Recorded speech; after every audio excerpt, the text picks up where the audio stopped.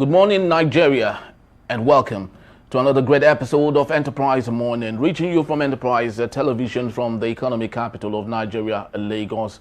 I am Henry Igwebike. We kick off today with our newspapers, and right after that will be our main conversation also for today. Please do well to be part of what we do. Have a say in what we say. You can always find us or reach us at enterprisetvnews.com. You may equally like, comment, and follow us on all our social media platforms at Enterprise TV7. We're very so honored to have with us right here in our from reaching us via Zoom actually is Hassan, Soweto, public affairs analyst. Thank you so very much for being here. We truly do appreciate you. Thanks for having me, sir. All right, beautiful. So let's kickstart today, interestingly, with the Punch newspaper and get to see what we have there. Big story: 20 states at risk despite the 720 billion naira intervention.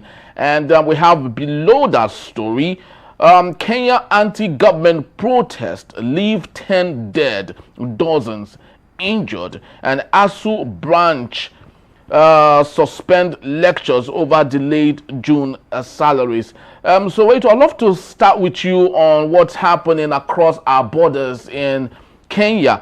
You are an activist, a very good one of that. You've seen everything, you've seen it all, you've been part of it, you've experienced what happens whenever protests like this happen. Please help us fleshing out what must have led to the killing of 10 protesters in Kenya. Would we say it is as a result of the protesters not going in accordance with the rules set aside by the government of the day in Kenya?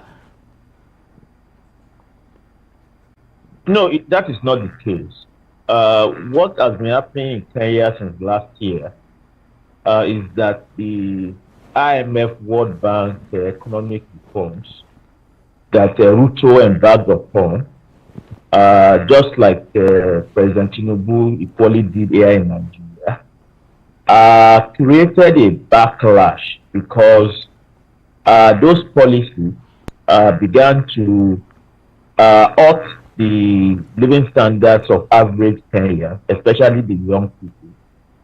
For example, the finance bill, which was introduced last year and led to the outbreak of protest around June in Kenya, was actually meant to introduce taxes and import duties on basic amenities, basic goods that ordinary Kenyans need, including, menstrual pads, that Kenya women, Kenya girls rely upon. You know that across Africa today, you have the phenomenon of, menstrual poverty, in the sense that young girls are not able to afford basic hygienic, pad and all of that, because of the cost of these materials. Those were the kind of things that the finance bill, was targeted at. And the finance bill was meant, according to the IMF, to close the deficit that Kenya, has been running for some time now, and also for Kenya to be able to pay off its debt to the IMF and World Bank. So effectively, what was happening was that government wanted to take more from ordinary people in order to pay back debt that government in the past in Kenya, Ruto's as well as previous government, had borrowed, from the IMF, without this debt actually reflecting the lives of the people and the public infrastructures. That was what led to the protest last year. And this protest happened while the parliament was still debating the bill. But to tell you how very undemocratic African leaders are, not just here in Nigeria, despite the mass rejection of this finance bill by the Kenyan masses and the Kenyan youth, the parliament, because parliament in Kenya is more or less like a rubber stamp for Ruto, went ahead to pass this bill. And that was why you had what happened, in Kenya last year, where the protesters stormed the parliament, because it was clearly, what was happening was clearly very, very undemocratic, where tens of thousands of people are rejecting the policy, and then a handful of people still went ahead. So this year's protests are more or less, a continuation of the protests from last year. The protest that started this year from last month is an attempt to reignite the protest from last year, because last month is the anniversary of the anti-finance bill.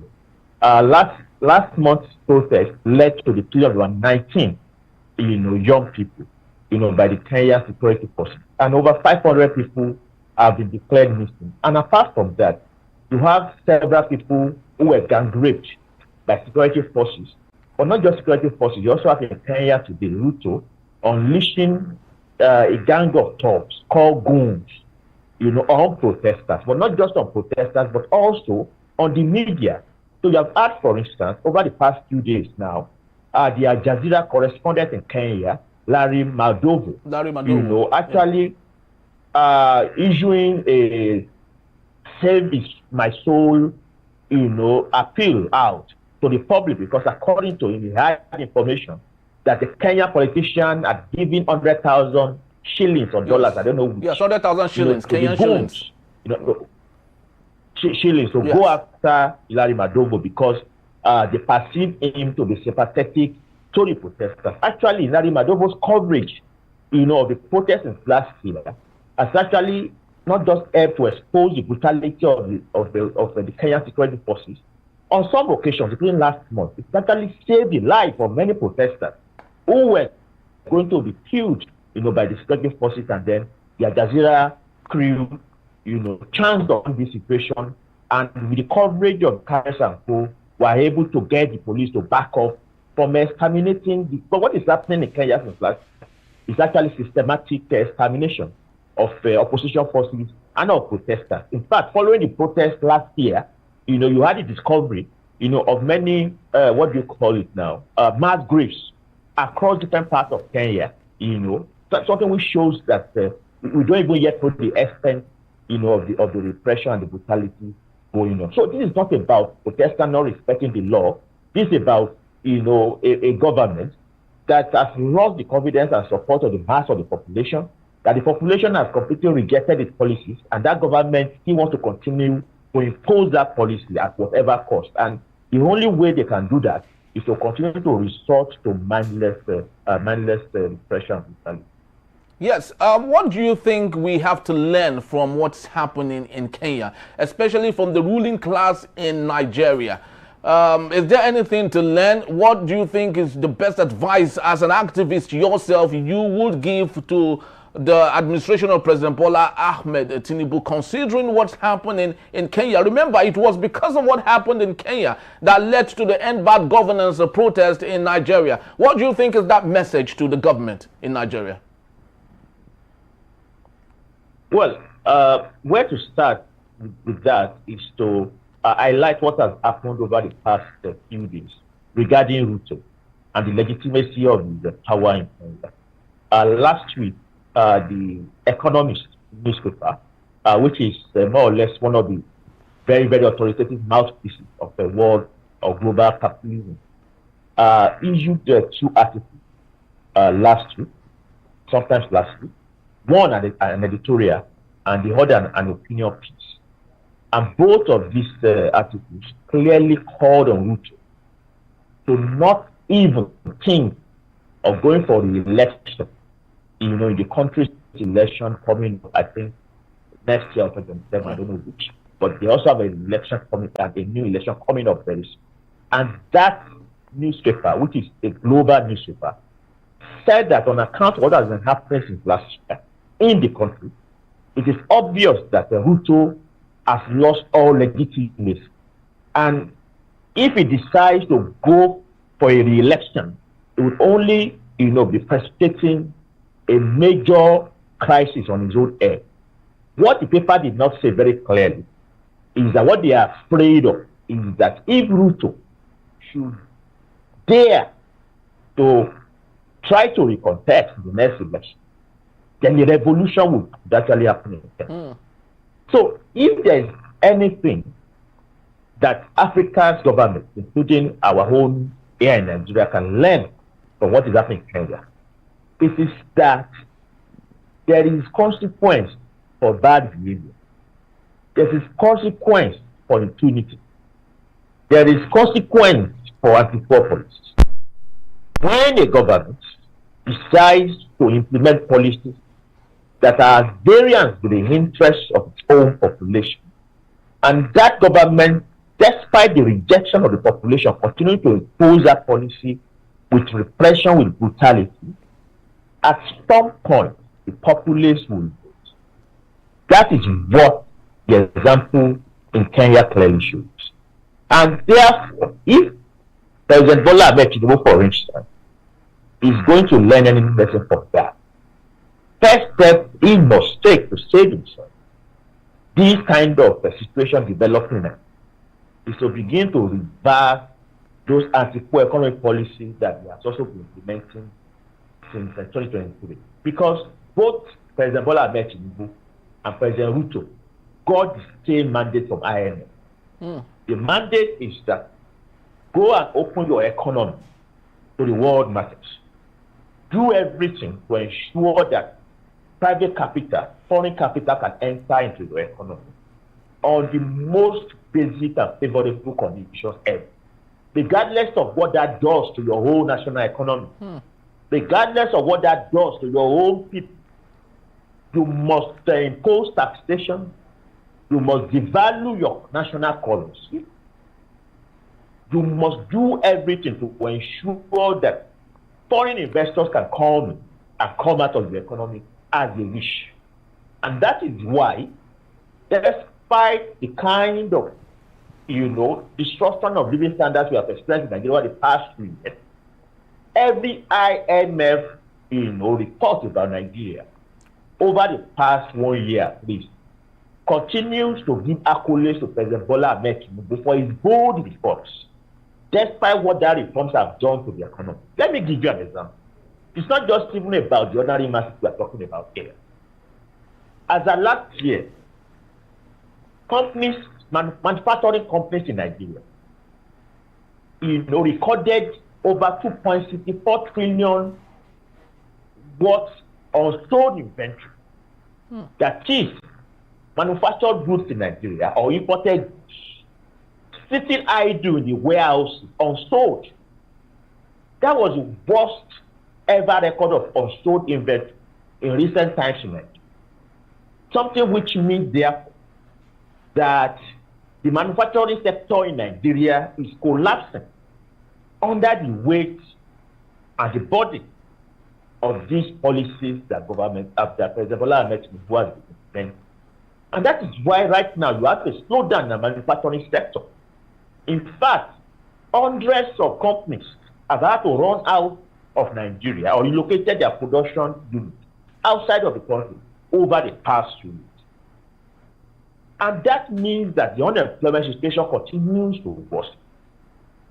And the NBS, National Bureau of Statistics, continue to hide the reality by changing their methodology so that we will not be able to know the real effect of it. So right now, according to the official figures of unemployment is just about 5% or 7%. Meanwhile, in reality, unemployment is about 45%. According to the official figures from NBS, inflation is at 23.7%. That's it. Inflation in Nigeria now is back to the level it was in April 2023 before President Bola Ahmed Tinubu came to power. But all of us know that this is not true. Transport fare is still at the highest level possible. Fuel price is still at the highest level possible. The prices of many foodstuffs are still very high. A basket of tomato in the market is still very high. So the question therefore is that how did the NBS arrive at this low inflation? Because in the real sense of the word, inflation still remains at over 38% in the economy. So where I'm going therefore really is that the IMF World Bank policies are not sustainable anymore. And if any government, whether in Nigeria or in Kenya or in Ghana, but this is actually an African-wide mandate. If any government in Africa continues to impose these policies, what Kenya has showed us is that they reached the revolution point. And that is the lesson of Kenya today. to Nigeria. Thank you so very much, Mr. Soweto, because this is very emotional to us. Nigeria seems to be following in the same footstep as Kenya. And it's so very sad that these are nations in Africa that should lead the pace economically and, allow us, see ourselves compete with the League of Nations internationally. But that is not the case as a result of the people running these governments heeding to the cry and heeding to the vow of IMF and the World Bank, unfortunately. But let's take a look at other matters. The Daily Trust newspaper, in line with what you said about the cost of transportation in Nigeria, 23 months after, queue persist at CNG dispensing points. Mr. Soweto, you would recollect President Bola Ahmed Tinubu, when he removed the subsidy, he told Nigerians that he had alternatives, and that was CNG. At that point, it looked like CNG was the uhuru that we needed to get things better. But right now, any filling station, any gas station you go to today in Nigeria and you see a long queue, they are CNG vehicles. Do you think that President Bola Ahmed Tinubu truly does understand the policies that he puts in place? See, it is complete. It's either the government is very ignorant of the dynamics of its own policy and the consequences, or you just have a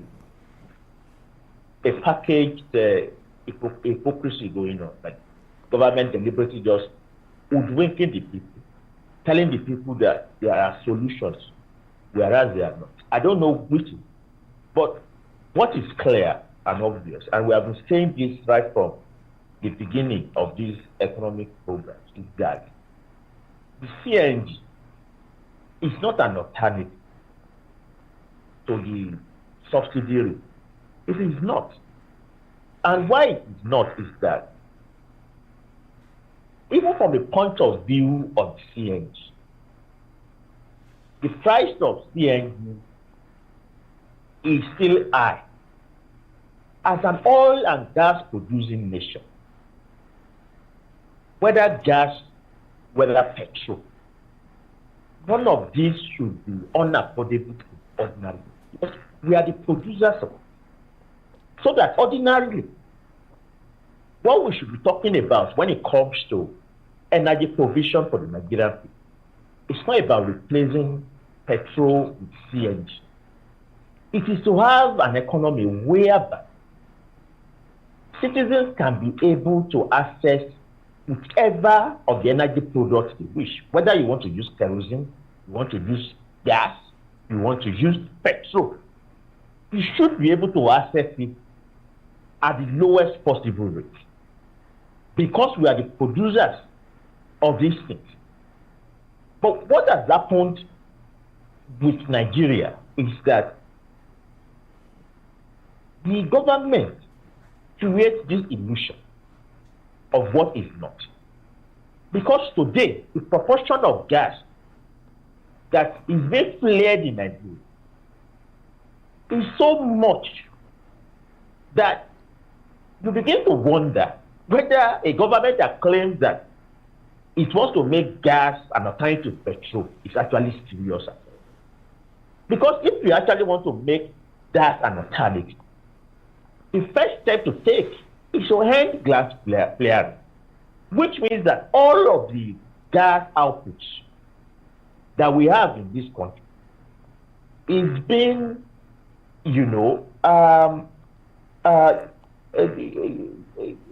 it's been utilized for the purpose of ensuring that there's availability of the product. Because when a product is available, in essence, then it becomes cheaper and affordable. Mm-hmm. That you have queues at gas stations is definitely a recognition of the fact that even the CNG is not available. It's not available at the right amount to. Yeah. Then the second thing is that the oil and gas sector is operating under a policy framework that inevitably means that whatever product it is you are looking for, whether kerosene, whether gas, whether fuel, PMS, whether aviation fuel, none of it can be made available at a cheap rate. And what do I mean by that? Even before the removal of subsidy on PMS, the gas sector, the gas subsector rather, was the first to be regulated alongside with the kerosene. So what that means is that private operators are the dominant element in that subsector. The same way that you have the Dangote refinery who has become dominant in the PMS subsector, it is the private element who are dominant in the gas sector. What that therefore means is that at the end of it, the government is not in control of pricing. Government is not in control of the provision of the products.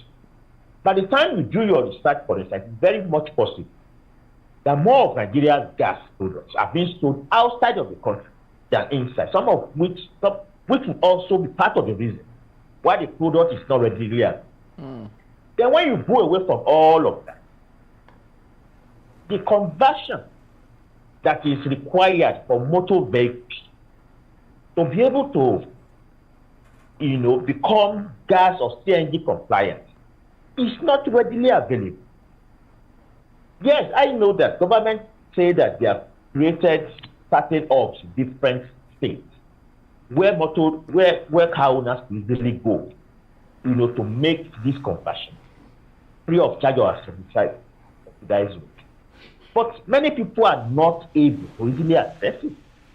And to do it on your own is quite very expensive. In fact, on the basis of the CNG conversion, even the generator conversion that people used to do at a very cheap rate, the price suddenly became so high so that people cannot even convert their generator to gas anymore now. Unlike in the past when the device, I've forgotten the name, was so cheap and readily available. So that the whole conversation about CNG again goes back to the need for government to be in control of the energy sector. Control is what guarantees that you are able to make this product available at the rate that is needed and at the price that your citizens can be able to easily benefit from it. Right now, the government is not in control of any of it. In fact, aviation fuel is so costly to it, and it's part of the reason why airfares have become completely unaffordable, even to middle-class people in this country who used to easily fly from Lagos to Abuja. Right now, to do that costs a ton of money. Meanwhile, the roads are impassable because of banditry, because of kidnapping. So that we are actually in a serious crisis in this country. In fact, what the government ought to do, if this government is serious about CNG, is to first ensure that all public transport vehicles across the country are converted. Right now, in Lagos State, there is no danfo that is converted to CNG. So, the whole idea is already defeated, because public transportation is the only means through which a huge proportion of the populace go about their daily duties in this country. Those who have cars are still a minute proportion of the population. But here in Lagos State, for instance, I'm not sure that there's any CNG compliant danfo bus on it. So, well, it is left to the choice. It is actually left to the choice of the owners of these cars and vehicles, to either do or not to. Yeah, that is why, again, there's a need for real public transportation. In the olden days, public transportation means that government-owned buses, right? Yeah, very true. And these buses are out there conveying people at a reduced rate. So when there's a need for this kind of policy changes, it becomes easier for that to be implemented. But where everything is done on private basis, then the choice is up to the providers, as you have just said, to either comply or not. But that exactly is the reason why government policies are failing, because government is making policies for an economy it does not control. A government is legitimate or draws legitimacy on the basis of control. But you are not controlling aviation. You are not controlling public transportation. You are not controlling public healthcare. You are not controlling public education. You are not controlling public telecommunication. But you are making policies. And then those policies are up to private providers to either comply or not. That is the first basis for failure of any government policy. Very, very true. But that exactly is what has been the situation now since 1999, when privatization became a thing. Right now, government cannot make any policy for aviation and expect this to be immediately followed up, because the government itself does not have an airline. The government does not have an airline. So if government today says that we want all airfares to drop by 30%, there is no way government can implement it. But some decades ago, when there was the Nigerian Airways, even though there were also private airlines, it provided government a basis to be able to force an implementation of progressive policies to make life better for the people. Very true. So where I'm going, therefore, with this is that the whole idea of the CNG conversion as a product of the subsidy removal was bound to fail, because government was making policy for an economy that it does not fully control. And that is why today there are very few vehicles on the road that are CNG compliant. There are very few CNG conversion hubs in the country. And today, the queues at the gas stations are actually much more than queues at petrol stations. So that at the end of the day, where is the progress in that? Where is it? Very true. It's actually very pathetic. So many people who spend so much money to convert their PMS vehicles to CNGs are now regretting doing that, because when they need the products at CNG, they don't see it. And they sit back and watch those with PMS go to the fuel station and fuel their cars and go about their normal business. It's actually very pathetic that President Bola Ahmed Tinubu would allow this, happen, knowing that he used to be someone who cared so much about the people, but now we can't tell if really that is still the case for today. But that's just about the time we have right now. I promise you that Hassan Soweto will be here to take us on our main conversation. That is when we return. Atiku may never become a president. That's coming from Daniel Bwala. That in a bit, Still Enterprise Morning. Please don't go anywhere.